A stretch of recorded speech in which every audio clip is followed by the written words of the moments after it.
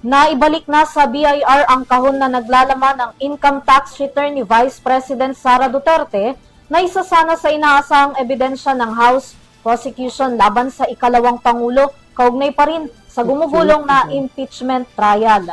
Paliwanag ng Senate Impeachment Court, ibinalik ito dahil sa kawalan ng kautusan mula sa court na dapat nasa kustodiya nila ito. Samantala, bagamat iginagalang ng House Prosecution Team ang desisyon, umaasa pa rin silang makikita ang mga dokumentong nasa kahon.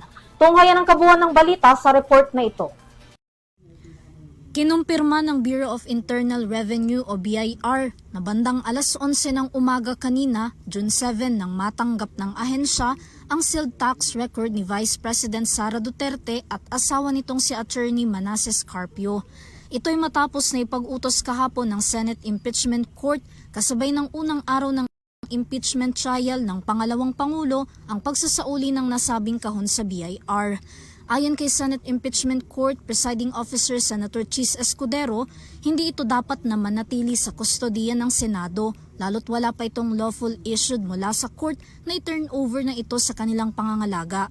Hindi pa rin daw ito minarkahan bilang ebidensya kaya't napagpasyahang ibalik ito sa BIR.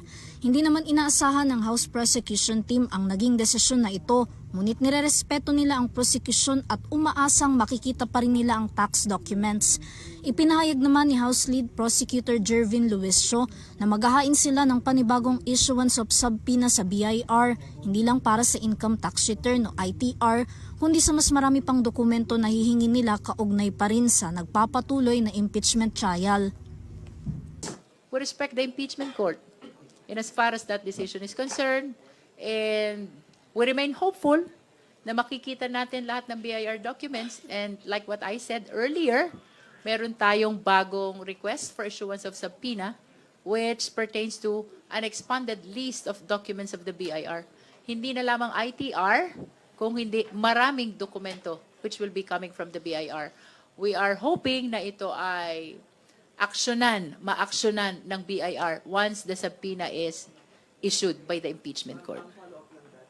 Hindi naman daw problema kay House Prosecutor at mamamayang Liberal Representative Leila de Lima ang pagbabalik ng kahon sa BIR.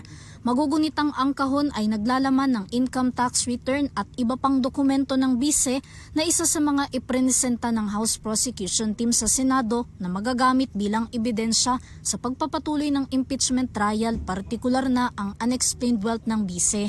Matatandaan na una nang naisumite sa House Committee on Justice noong Abril ang nasabing kahon, ngunit hindi ito nabuksan. Nanindigan naman si Escudero na ang pagbabalik ng kahon sa BIR ay alinsunod sa tamang proseso at pagtitiyak sa confidentiality ng mga records. Maaari raw itong maibalik sa Senado kung magkakaroon ng motion para dito mula sa anumang partido. Nananatili naman ang halaga ng selyadong kahon kahit pa naibalik na ito sa BIR, ayon kay House Prosecution spokesperson Robert Ace Barbers, na magagamit sa tamang panahon. Para sa EuroTV News, Vanessa Cleofas, sumasaludo sa bawat Pilipino.